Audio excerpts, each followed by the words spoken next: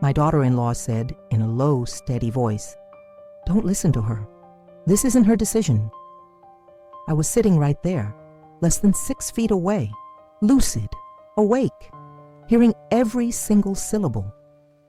The nurse nodded without looking at me, turned the clipboard, shifted her body, and started talking about me as if I'd been removed from the room, as if I weren't breathing right there. I tried to speak. The first word never even made it out. Her hand went up in a polite, trained gesture. "Not now, ma'am." "Ma'am," said the way you close a door. The door was half open. On the other side, someone stopped, didn't come in, didn't leave, just stood there, listening, while they decided what I was allowed to know, what I was allowed to say, what I was allowed to be. My daughter-in-law continued, calm tone, technical vocabulary, absolute confidence. She said I confused simple things, that I got anxious, that it was better to filter anything that came from me. All of it without looking at me even once. It wasn't a misunderstanding, it was an order. Clear, carried out without hesitation. My body understood before my mind did. My stomach dropped. My hands went cold. It wasn't just humiliation, it was authorized erasure. Right there, in that white room, I realized with brutal clarity, they had decided I was no longer a reliable source about my own life. What hurt most wasn't the sentence itself. It was how naturally it was obeyed. In that moment, I understood that staying silent wasn't weakness.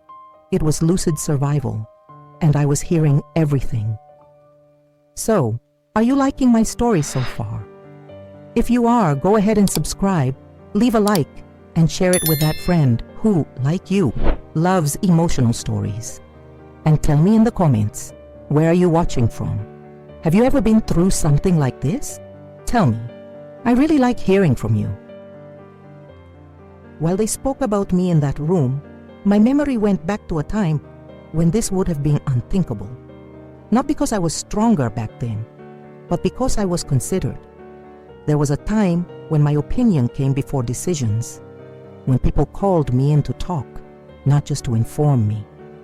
I remember sitting at the table and realizing they were waiting for my response before moving forward. My presence carried weight. It didn't need to be defended. The changes began almost gently. Small gestures that looked like care. "Let me handle this. You've been tired. It's better not to worry about that right now." Everything said softly, like someone protecting you from something too heavy. I accepted it, not out of naivety, out of trust. When you love and believe in someone's intentions, you don't imagine it's a quiet rehearsal for removing you from the center of your own life. Over time, I was consulted less, then only informed. Until one day, I realized decisions were being made before I even knew there was something to decide. There was no announcement, no difficult conversation. There was gradual replacement. I remember the first time I felt it clearly. I went to say something simple every day and realized it had already been handled without me. Someone answered in my place. At the time, I laughed, minimized it, told myself it was nothing, but it was. There, in that room, it became obvious that the order, "Don't listen to her," hadn't been born in that moment.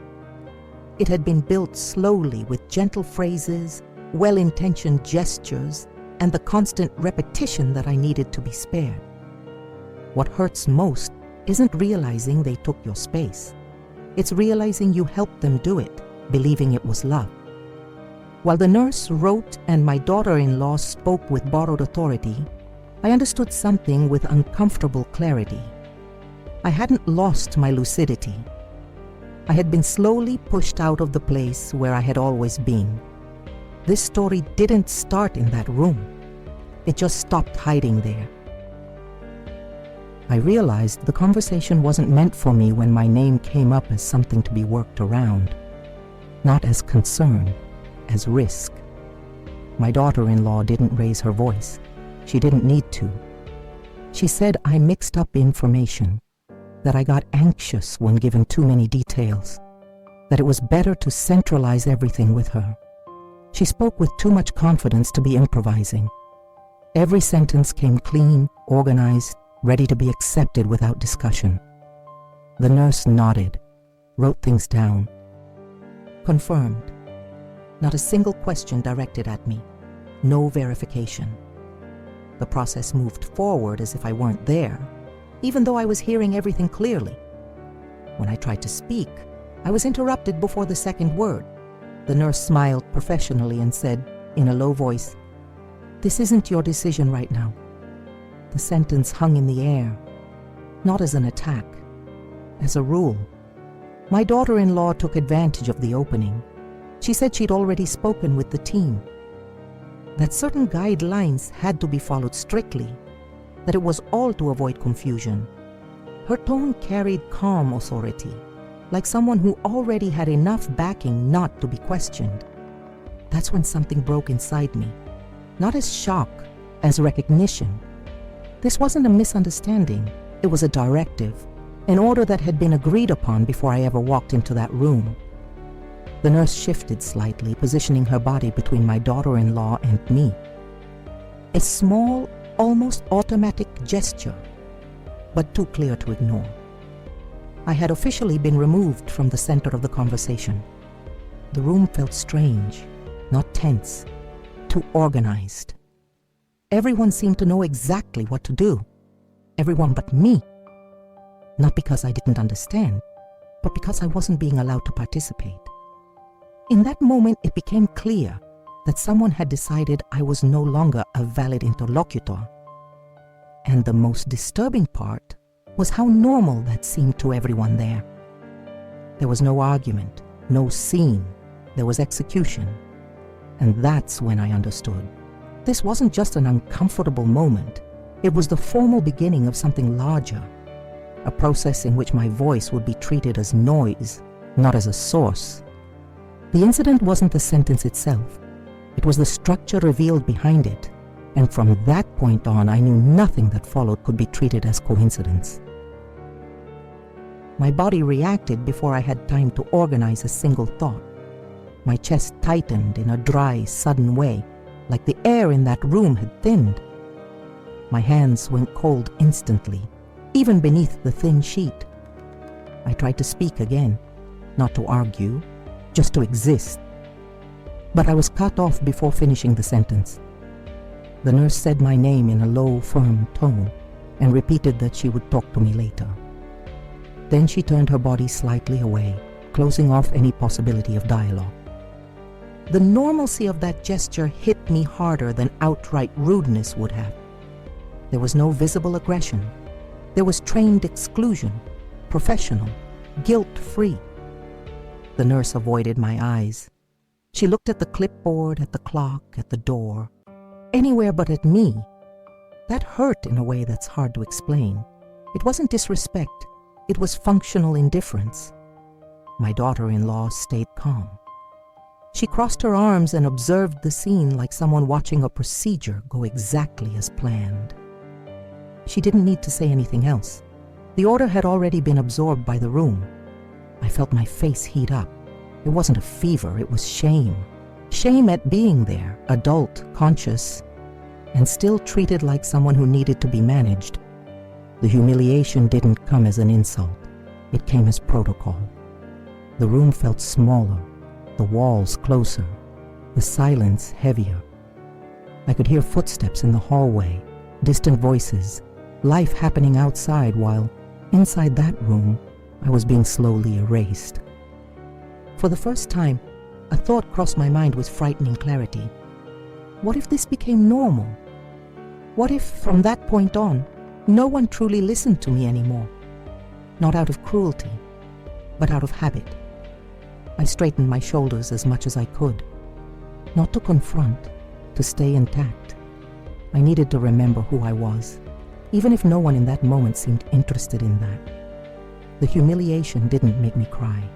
It made me alert.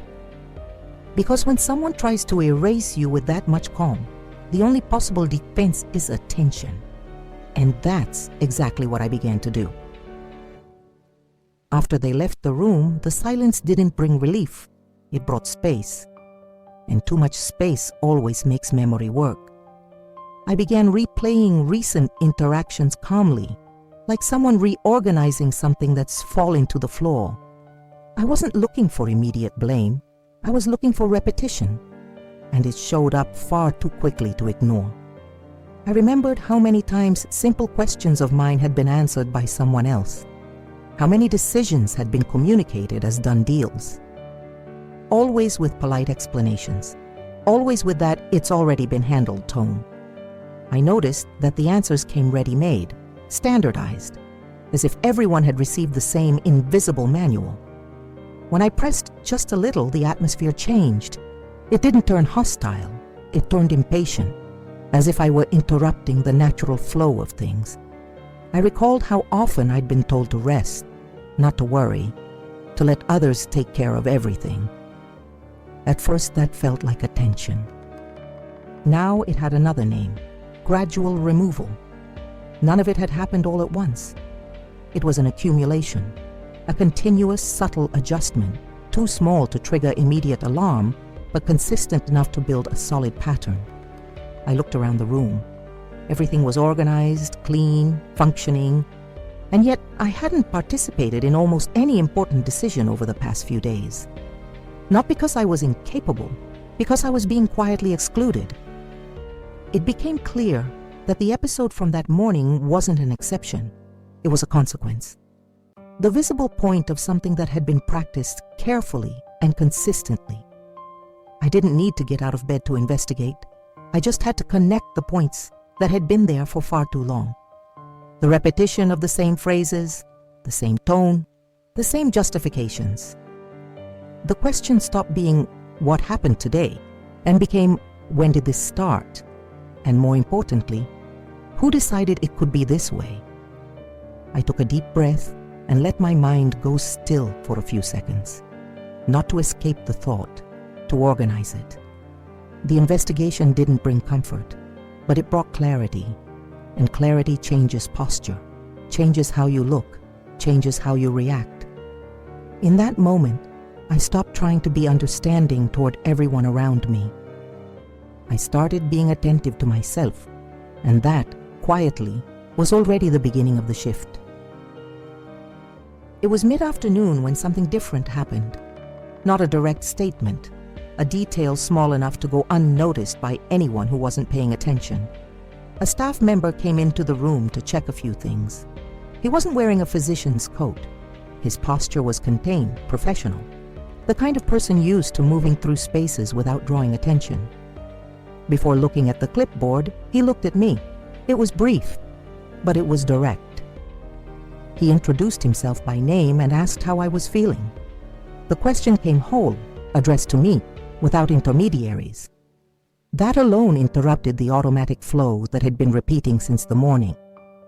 Before I could answer, my daughter-in-law stepped in, as had become routine. She began explaining the situation, justifying precautions, framing the scenario. She used the same technical language, the same steady tone, the same calm authority. This time, though, something didn't land. The man listened without reacting. He didn't nod. He didn't write anything down. He just listened, in silence. When my daughter-in-law finished, there was a pause, too brief to seem accidental.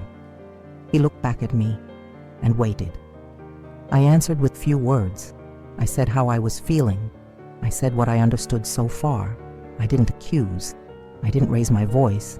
I simply spoke for myself, something that hadn't happened in hours. He nodded slowly.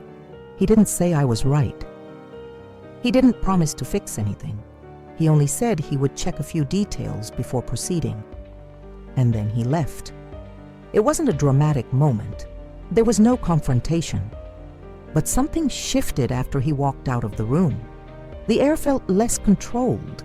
The certainty my daughter-in-law had carried all day began to lose its rigidity. She commented that everything was already aligned. She spoke too quickly, justified things no one had asked about. Control was beginning to show through excess. I stayed silent, not out of fear, out of reading the room. That small gesture, someone looking at me before the clipboard, had created a crack. And cracks don't need to be large to compromise entire structures. For the first time since this began, someone had shown quiet discomfort with how I was being treated, not as a favor, as ethics. Nothing was resolved yet, but something essential had changed. I was no longer alone in that dynamic. And when a mechanism starts to grind, it rarely ever runs the same way again. When the nurse returned to the room, I didn't raise my voice. I didn't change my tone. I simply asked a straightforward question, looking directly at her. I asked why all information was being given to my daughter-in-law instead of to me. There was a brief hesitation, too small to notice unless you were paying attention. Then the answer came, ready-made. She said she was following instructions, that there were specific recommendations, that everything was being done for my own good. I asked her to repeat it. She took a deep breath and said it again. Instructions. This time she spoke while looking at the clipboard, not at me. The words didn't sound like hers. They sounded borrowed. I then asked who had given those instructions. Before she could answer, my daughter-in-law stepped in, her voice firm and low. This isn't your decision right now. The sentence didn't come as an outburst. It came as an imposed limit, as someone closing a subject without needing to argue. I remained calm, calmer than she expected. I said I wasn't questioning medical procedures. I was asking why I wasn't being included in decisions about myself. My daughter-in-law crossed her arms. Her body stiffened. She said I was focusing on the wrong thing, that this kind of insistence only confirmed her concern, that I needed to trust. The word landed like an order disguised as advice.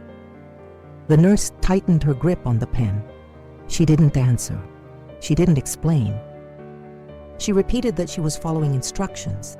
She didn't say whose. That's when it became clear. No one there was defending a decision. They were defending a hierarchy. I observed the room in silence, the positions of the bodies, the tone of the voices, the way my presence was being contained without confrontation. This wasn't dialogue, it was organized containment, and in that moment something shifted. Not outside, inside me. I realized no one there was used to being questioned by me. The system worked because I accepted it, because I yielded, because I stayed quiet. By asking a simple question, without excess emotion, I had broken the rhythm. I hadn't won anything, but I had created instability. The confrontation didn't end with agreement. It ended with tension. Clean, visible tension, impossible to ignore. From that moment on, it was no longer easy to pretend I wasn't there. And when someone tries to silence you, counting on your passivity, the first question is already a form of rupture. The sentence slipped out unintentionally. It wasn't said to me, it was said near me, and that made all the difference. The nurse was on the phone, standing close to the door, assuming the room was neutral enough to be safe. She said she needed to confirm with the family before sharing any information. She used the term naturally, as if I weren't part of that group. My daughter-in-law answered too quickly. With me, just me. She realized the mistake instantly, adjusted her tone, smiled, said I was tired and that it was better to centralize things to avoid confusion. But the correction came too late. In that moment, the hierarchy revealed itself completely. It wasn't the hospital that had decided. It wasn't a general protocol. The order came from outside. It had a name, an intention, and a convenience. The hospital was merely executing it. I stayed silent, not out of fear, because I understood that reacting in that moment would only help them reorganize their narrative. And I needed to hear how that machine worked when it believed it was safe. I watched how my daughter-in-law began to conduct everything more rigidly after that, interrupting before questions, confirming decisions before explanations. Control became more visible because it no longer needed to hide. Everything started to make sense. The ready-made answers, the careful infantilization, the gradual distancing. It wasn't excessive care, it was a clean strategy. I stored that sentence the way you store an important document, not as an accusation, as future proof. Because words spoken without intention reveal more than rehearsed speeches. From that point on, I stopped trying to understand what was happening. I began observing how it was happening, who spoke, who obeyed, who stayed silent. And when you change that point of observation, the entire game changes with it. The room returned to silence after the call ended. But it wasn't the same silence anymore. Now it had structure, direction, and risk for those who believed they were in control. I didn't have a turning point yet. I didn't have formal authority. But I had something just as powerful, absolute clarity about who was giving the orders. And when someone believes that order is protected by the environment, the next mistake usually comes quickly. After that careless sentence, the behavior around me shifted in subtle but constant ways. It wasn't immediate, it was progressive, as if the room had received a new, unspoken instruction. I began to be treated with excessive explanation. Everything was over-detailed, spoken too slowly, repeated as if I couldn't follow. It wasn't clarity, it was restraint disguised as care. Conversations happened beside me, never with me. Questions were directed at my daughter-in-law. Answers were confirmed before I could respond. My presence served only to validate decisions already made. I noticed they started using specific phrases with me. Not now. We'll get to that later. That's not necessary at the moment. Phrases that don't shut doors, but don't open any either. Phrases designed to postpone listening indefinitely. My autonomy wasn't taken all at once. It was diluted. And that's the most dangerous way, because it doesn't trigger immediate alarm. It just creates exhaustion. I watched how my daughter-in-law moved through that space with confidence. She knew schedules, routines, people. She spoke with the kind of informal authority that goes unquestioned, and no one seemed willing to be the first to challenge it. The hospital functioned as an extension of her control, not out of explicit malice, out of convenience. It's easier to obey a well-structured order than to question something that appears organized. At one point, they explained a simple procedure as if I'd never dealt with it before. They used an infantilizing tone, waited for me to nod in agreement, and I did. Not out of submission, out of observation. The calmer I appeared, the more comfortable they became, and the more comfortable they felt, the more careless they grew. Structures only stay rigid when they feel threatened. I realized exclusion had become a method. It was no longer a reaction to my behavior. It was an installed practice. And installed practices always leave traces. I didn't need to confront it yet. I only needed to remain present, attentive, listening to everything that wasn't said to me, but happened around me, inside me, something aligned with steady calm.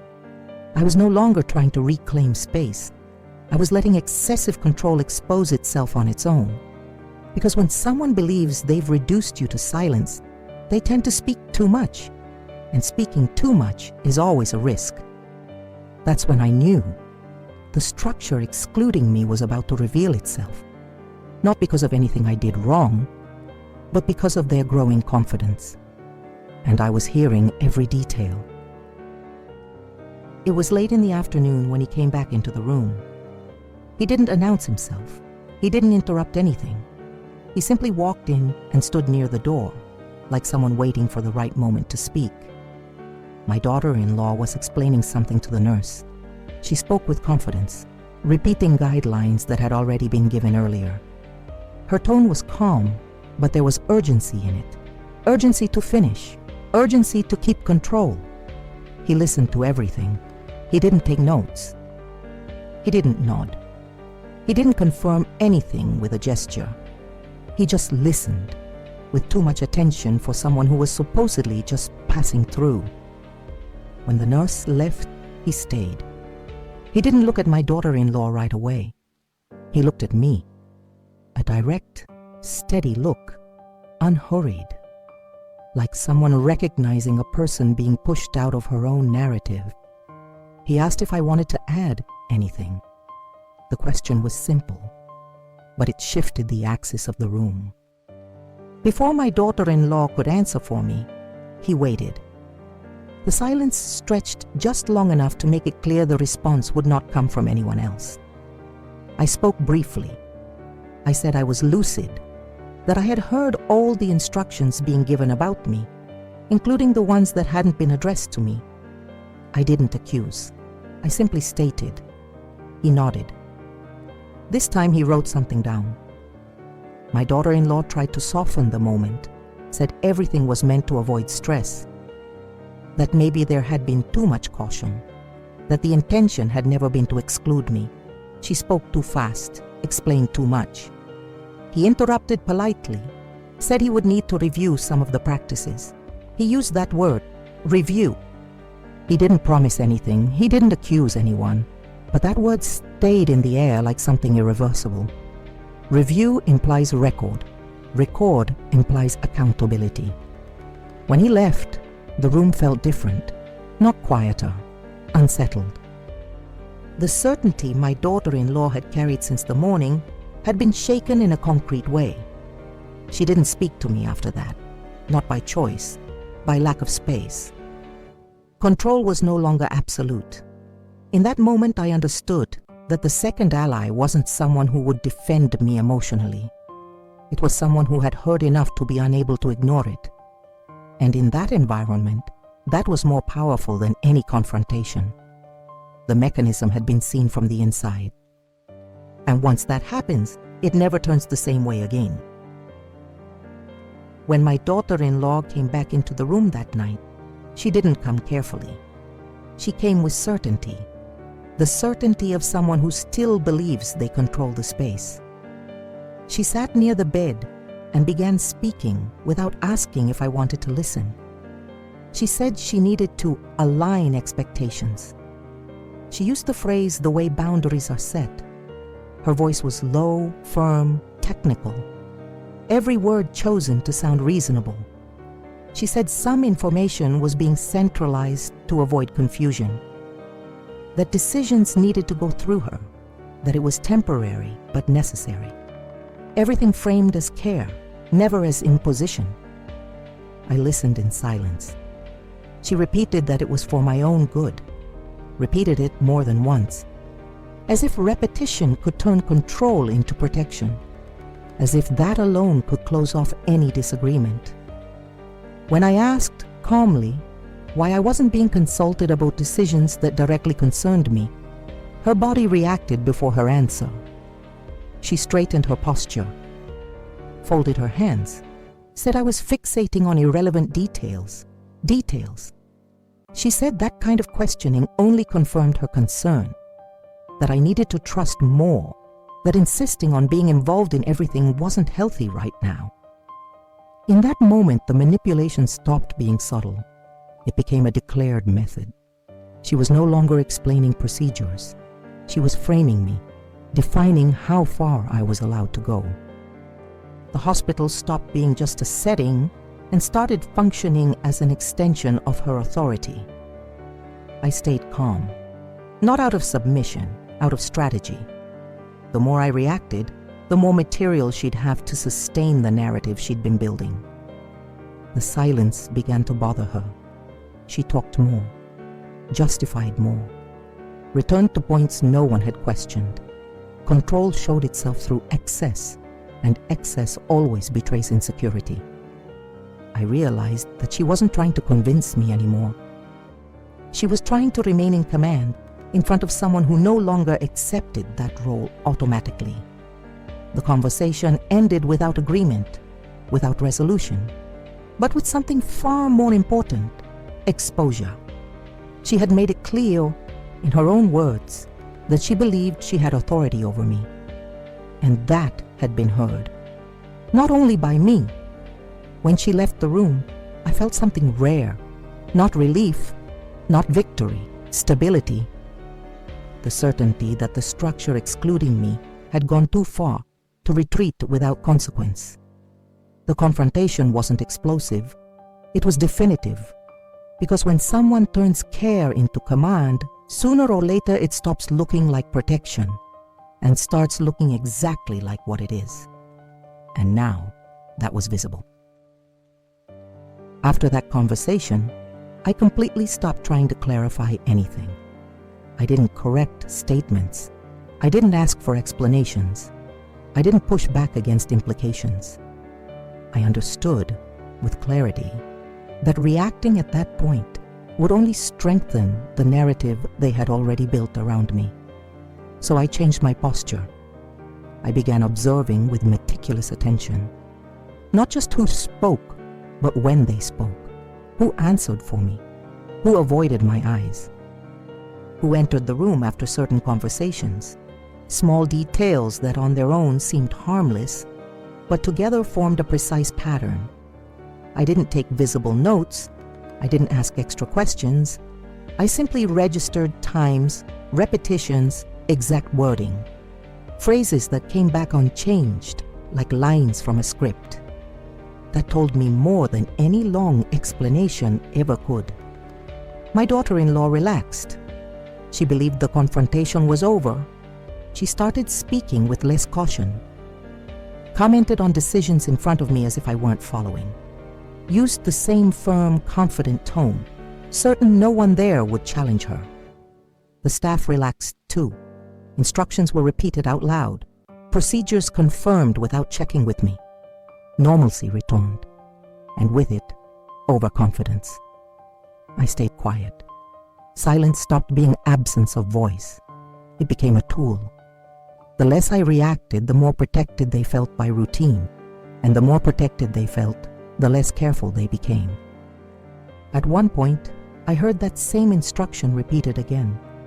Not to me, to someone who wasn't part of the silent agreement. The phrase came out automatically, without filter, without caution. I saw it in the other person's body, a slight stiffening, a quick glance toward me, a pause that lasted 1 second longer than it should have. I didn't move. That's when I knew the plan was working. Not because I had set a trap, but because I had allowed the wrong structure to reveal itself. It wasn't time to speak. It wasn't time to accuse. It was time to keep listening. For the first time since this began, I wasn't trying to reclaim my voice. I was allowing it to reappear at the right moment, without effort, without defense. The plan was never confrontation. It was letting the wrong order be heard by the wrong person. And when that happens, there's no undoing it. The sentence was delivered with the same natural ease as always. Low, technical, confident enough to belong to someone who believed she was operating on protected ground. My daughter-in-law repeated the instruction as she prepared to leave the room. She said that any information should go through her, that I didn't need to be informed directly, that everything was already aligned. She used the exact same words as before. This time, however, someone was listening who was not part of that silent agreement. I felt it the instant the room shifted. There was no noise, just posture. The air held still after the sentence, as if something had been placed where it didn't belong. The person didn't react immediately, didn't interrupt, didn't correct, just looked. First at my daughter-in-law, then at me. A look that lasted a second too long to be casual. A look that assessed. My daughter-in-law kept talking for a few more seconds, unaware. She added justifications, said it was to avoid confusion, that I got anxious, that it was better this way. The more she spoke, the more she exposed herself. Then the sentence came back. Not from her mouth, from the person who should never have been hearing it. He repeated exactly what she had said, word for word. But as a question, so the instruction is that the patient should not be informed directly about decisions that concern her. The room froze. The nurse stopped writing. My daughter-in-law took a second longer than normal to answer. A single second, but enough to crack control. She tried to adjust, said she might have expressed herself poorly, that the intention was to protect, that it wasn't quite like that. But it was too late.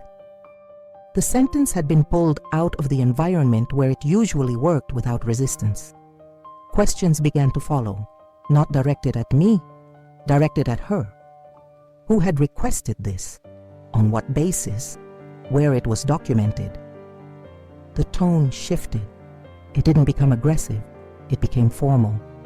And when the tone becomes formal, there is no room for improvisation. My daughter-in-law over-explained, justified too much. Her narrative started to fragment. The confidence she had carried from the start slipped away, without anyone raising their voice. Then someone spoke directly to me, used my name, asked how I was feeling, not as kindness, as proper procedure.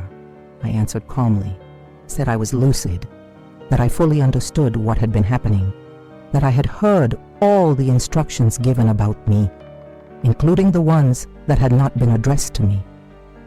The silence that followed wasn't awkward, it was final. Power didn't shift with an announcement, it shifted with repositioning. The questions no longer came from her, they were directed at her. I didn't feel joy, I didn't feel revenge. I felt something far more stable, return to the correct place. Justice didn't arrive as a speech, it arrived as immediate correction of conduct. There, in that room, without a scene, without applause, without spectacle, something ended. Her certainty that she could decide for me without consequence. When the conversation ended, I was no longer treated as someone to be managed. I was, once again, the person who was there, and that was enough. After that moment, no one announced that anything had changed. There were no formal apologies, no long explanations. But the behavior in the room reorganized itself clearly, almost immediately. They began speaking directly to me, not as a courtesy, but as a rule. They used my name before every explanation. They waited for my response before moving forward. Not sudden kindness, procedural correction. The kind that happens when someone realizes a real boundary has been crossed. My daughter-in-law remained present but displaced. She no longer led conversations. She didn't anticipate answers. Her body revealed the loss of command. It wasn't humiliation, it was repositioning. The justifications came later, as they always do. Measured phrases, carefully neutral. Misunderstanding, excess of care, concern. None of them were strong enough to erase what had already been heard, repeated, and recorded. I listened calmly. I didn't interrupt. I didn't confront. I didn't correct versions. There was no longer any need. Respect was no longer being requested. It was being applied. At one point, someone asked if I would like to add anything. The question came clean and direct, without intermediaries. I thought for a few seconds before answering. I didn't need to tell the whole story. I didn't need to expose anyone. I said only that I wanted to be informed about everything that concerned me. That as long as I was lucid, no decision should be made without hearing me. I spoke softly, firmly, without emotional excess. There was immediate agreement. My daughter-in-law stayed silent. She didn't try to reclaim space. She didn't attempt to invert the situation. Sometimes the loss of control doesn't require a public confrontation. It's enough to make it clear that the control is no longer yours. When I was alone in the room, I felt the fatigue in my body. But alongside it came something new, stability. The feeling of no longer being pushed out of my own place. I didn't need to defeat anyone. I didn't need to prove anything. It was enough to stay attentive long enough for the wrong structure to reveal itself. That wasn't a loud victory. It was a silent correction. The kind of justice that never makes headlines, but changes everything for the person living inside it. There, I understood that there was no possible return to the previous point. The space had been reclaimed, and once reclaimed, it does not disappear. After that day, people began speaking to me directly, not as a favor, as a rule. They used my name before any explanation. They waited for my response before proceeding. There were no longer intermediaries between me and decisions about my own life. And perhaps it should have been that way from the beginning. My daughter-in-law kept her distance. There was no final confrontation, no closing conversation, just a natural withdrawal. Her space had been redefined without announcement.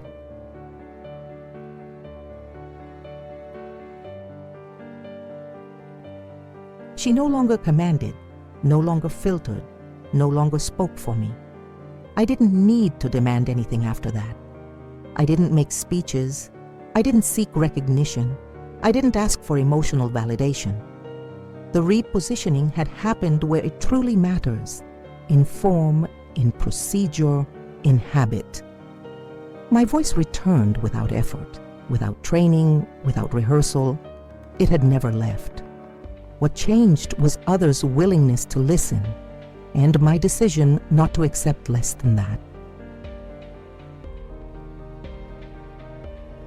There was a moment, days later, when I was alone in the room, in silence. Not the heavy silence from the beginning, a clean silence, an organized one, a silence that doesn't erase, a silence that sustains. That's when I understood something essential. Justice doesn't always come as an apology. Sometimes it comes as structural correction, as a return to the place that should never have been taken. Being ignored didn't make me invisible.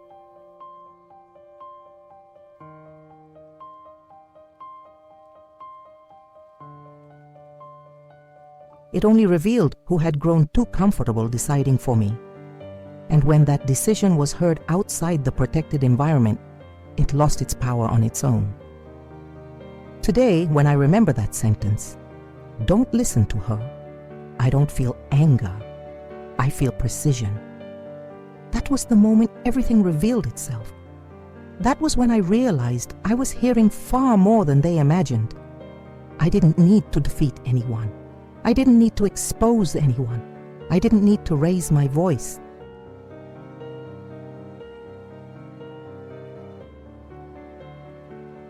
Being heard was justice enough. If you stayed with me until here, maybe you recognize this feeling. The moment you realize it wasn't the shout that gave you your space back, but silent attention at the right time. Thank you for listening to me until the end. If this story resonated with you, leave a like, subscribe to the channel, and share it with someone who might need this kind of company today.